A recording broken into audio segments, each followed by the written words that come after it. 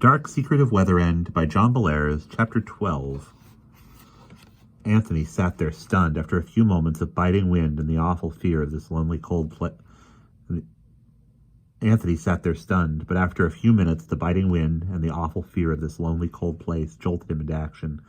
He scrambled to his feet and looked around wildly. Miss Eels was sitting in the middle of the road, her arms folded on her knees, shaking her head. Carefully with his hands under his armpits, Anthony began to ease her to her feet. "Is Em dead?" she moaned. "What happened? Oh, my poor brother." Miss Eels began to cry, letting out big gulping sobs. "It's okay," said Anthony soothingly. "We're alive, and I don't think that was Emerson. It must have been some kind of a trick or phantom. We have to find some place where we can get out of this storm." Gently, Anthony took Miss Eels by the arm. He pointed toward the swaying, blurry evergreen trees in the snowy field beyond the road. "Let's go look, okay?" Miss Eels shivered and did up the snaps of her winter jacket. She had stopped crying and even managed a wry little grin. "Who knows?" she said, struggling. "Maybe we'll find a sleigh and some horses." Anthony picked up the satchel, and together he and Miss Eels started off across the snow-covered field. The wind whistled, and a sudden fierce blast made them both stagger sideways. With his free hand, Anthony pulled his red leather cap down over his ears as far as it would go, and struggled on, but he had only taken a few steps when Miss Eels stopped him. "Anthony, this is madness," she yelled. "There isn't anything over there but wilderness. We better walk on the road and hope somebody comes." Anthony realized instantly that Miss Eels was right. They stood in the ankle-deep snow on the side of the empty, dark road and waited. Several long, dragging minutes passed. Miss Eels hung her head, and tears began to flow down her cheeks.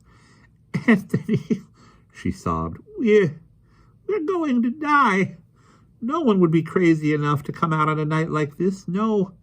Miss Eels' voice trailed off. They stood dead still, listening. The sound of a motor rose over the roar of the wind. Now they saw headlights and a flashing yellow dome light. A bulky shadow materialized out of the gloom, and they could see what it was, a truck with a snowplow on the front.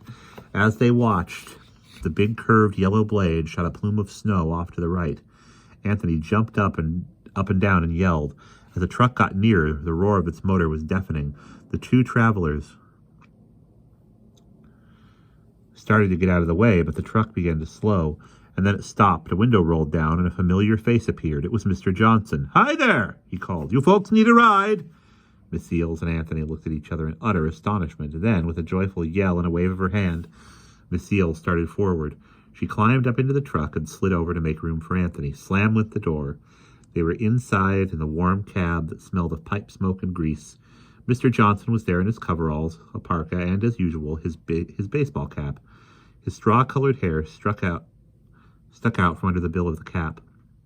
The expression on his face was calm, as if he was used to picking up stranded people on lonely roads during snowstorms. "Your ride leave you in the lurch, did he asked. "Yes," said Miss Eels, grinning from ear to ear. "We're so happy to see you. What on earth are you doing up in this neck of the woods?" Mr. Johnson shrugged. "I was just going to plow some back roads. It's a long way from Eclair. But I got friends up here, and if I don't plow the roads for 'em, chances are nobody will. After I get finished with the plowing, I'm going to go up to Superior to my sister's place and get a cup of coffee. I heard you saying you were going to Duluth. I can take you as far as Superior once I get done with my plowing. How'd that be?" Anthony's heart leaped.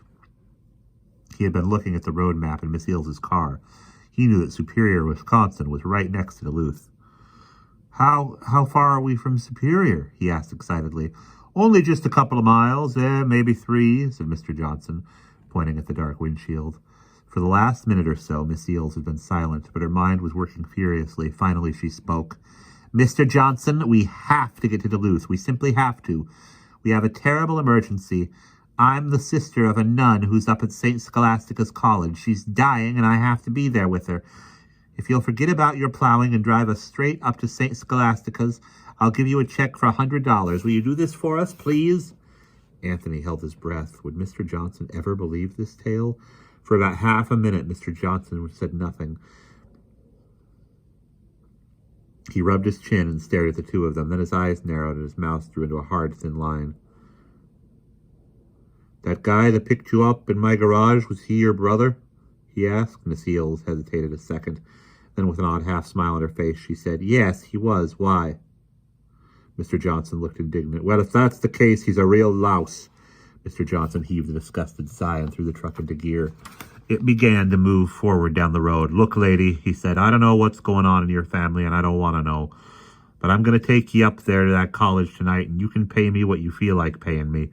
Just sit back and enjoy the ride." Miss Eels and Anthony were ecstatic. According to what Miss Eels had said earlier, the college was near their destination, St. Boniface's Cemetery. Soon they would be there. As the truck raced down the road, Mr. Johnson sang Jan Jansen and offered them a thermos full of hot coffee. As they drank the hot liquid, Anthony reached out and turned on the radio. Through the waves of static, they heard a frightened announcer talking about the storm that had come roaring north from the region around Hoosac. He told of strange, glaring lights that had appeared in the sky and of rumblings deep down in the earth. People were panicking, and the National Guard had been called out to keep order in some towns. Although the announcer continued in his trembly, nervous voice, Miss Eels had heard enough. She leaned over and switched the radio off. They rode on in silence. Outside the windows of the truck, the snow swirled as flakes danced madly through the headlight beams. Far ahead was St. Boniface's Cemetery, and Anthony could not help but wonder what would be waiting for them there. Finally, they saw the Duluth city limits sign. In the dead of winter, Duluth looked like a frozen, run-down San Francisco with its steep hills rising above the ice-locked harbor. They were riding down the main business street of the city, but there was no traffic at all. The street lights burned brightly, and the cars packed along the curb looked like white, snowy humps. Mr. Johnson forced the truck forward, sending jets of snow over the already buried cars. "Snow has changed," he muttered. "Getting wetter. Windshield's icing up." "Oh, great," said Miss Eels. "Look, Mr. Johnson, we have to get up to the college as soon as we can. How far is it?" Mr. Johnson pointed off to the left toward the steep streets that ran into the hills. "It's up there somewhere. Not sure which street's the best one to take, so I guess we might try this one that's next. Hang on, everybody." Mr. Johnson braked at the intersection and paused. The street had been plowed recently, but it was covered with a white, thick, sparkling layer, and the truck swerved as it started up the hill. It went a few yards, but then it stalled. Mr. Johnson jammed down the accelerator, and the engine raced. From beneath the truck came a loud futile whining. The wheels spun madly, and then, slowly, the tow truck began to roll backward. Swerving from side to side, it went careening back down through the intersection, leaped a curve, and with a loud reverberating boom, flattened a mailbox and came to a halt against the side of an office building. And that is the end of Chapter 12.